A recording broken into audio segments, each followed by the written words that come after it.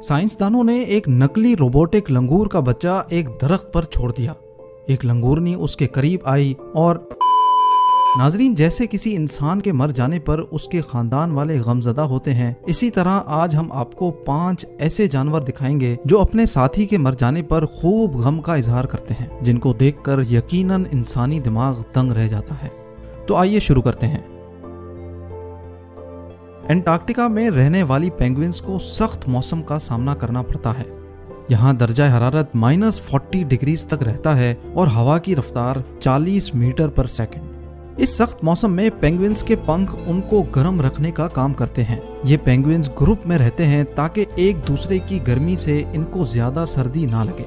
लेकिन ग्रुप्स में जो पेंगुइन सबसे बीच में होता है वो तो खासा गर्म रहता है और जो किनारों पे रहते हैं उनको खासी सर्दी लगती है।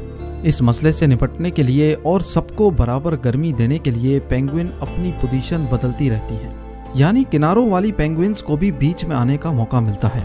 लेकिन इस सारे झुंड में पेंगुइन्स के बच्चों को मौत वाक़ई हो सकती है, सिर्फ सर्दी से नहीं बल्कि किसी दूसरे पेंगुइन के नीचे आकर। पेंगुइन का ये बच्चा एक बर्फ के तूफान के दौरान मर गया था। जब इसकी माँ को पता चला तो पहले इसने अपने बच्चे को उठाने की कोशिश की और नाकाम होने पर रोना शुरू हो गई। इसी दौरान एक दूसरी फीमेल पेंगुइन आई और अपनी दोस्त के साथ दुख बांटने लगी।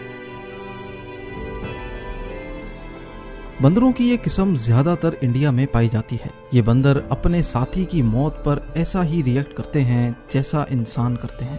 ये देखने के लिए साइंसदानों ने एक हूबहू रोबोट मंकी तैयार किया जिसकी आंखों की जगह कैमरा फिट था।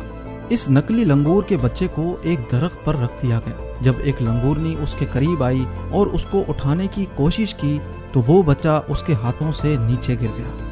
लंगूरनी को फौरन ऐसा महसूस हुआ कि शायद इसकी गलती की वजह से ये बच्चा मर गया है।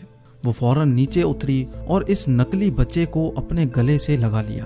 साथ ही साथ दूसरे लंगूर भी आसपास जमा होने शुरू हो गए। बाकी लंगूर एक दूसरे से गले मिलने लगे जैसा एक दूसरे का दुख बांट रहे हों। ये देखने के बाद ये साबित हुआ कि लंगूर अपने साथी के मरने पर करीब करीब ऐसा ही बिहेव करते हैं जैसे इंसान। पायलट वेल्स का दिमाग इंसानों के दिमाग से 2 गुना ज्यादा बड़ा होता है। इसी वजह से पायलट वेल्स में काफी कुदरती जहनी काबिलियतें पाई जाती हैं। बेशक इनको इंसानों से कंपेयर नहीं किया जा सकता, लेकिन जब पायलट वेल्स का कोई साथी मुसीबत में होता है तो ये उसको बचाने की भरपूर कोशिश करती हैं। मिसाल के तौर पे पायलट वेल्स के बारे में मशहूर है कि जब इनका कोई साथी मर जाता है तो ये सब समंदर के किनारे जमा हो जाती हैं। शायद ये इनका आपस में दुख बांटने का कोई तरीका है। इस वीडियो में एक पायलट वेल अपने मरे हुए बच्चे को अपने साथ ले जा रही है और बार बार उसका मुंह खोल रही है। इससे ये साबित होता है कि इंसानों की तरह जानवरों को भी अपने बच्चों की मौत कबूल नहीं। डॉल्फिन्स के बारे में ये माना जाता है कि इनमें इंसानी दिमाग जैसी क्वालिटीज होती हैं।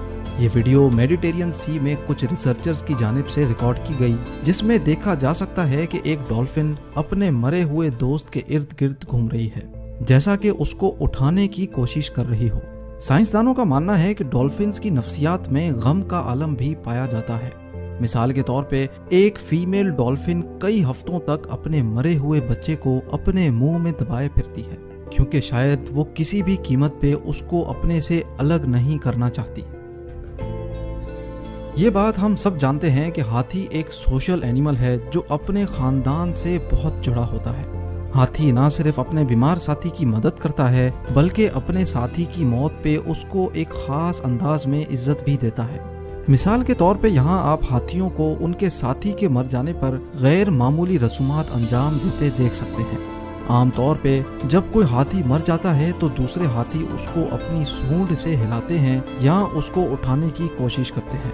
जब मरा हुआ हाथी नहीं उठता तो हाथी जोर जोर से मखसूस अंदाज में आवाजें करके अपने साथियों को बुला लेते हैं। सिर्फ इतना ही नहीं, जिस जगह उनके साथी की लाश पड़ी होती है उस जगह दूसरे हाथी रोज जमा होते हैं और थोड़ी देर चुपचाप खड़े रहते हैं। साइंसदानों का मानना है कि हाथियों को मौत और अपने साथी से बिछड़ जाने का दुख रहता है। इससे ये साबित होता है कि जिस तरह इंसान अपने साथी की मौत पे अफसोस करता है, ऐसे ही कुदरत ने जानवरों के अंदर भी ये एहसास रखा है।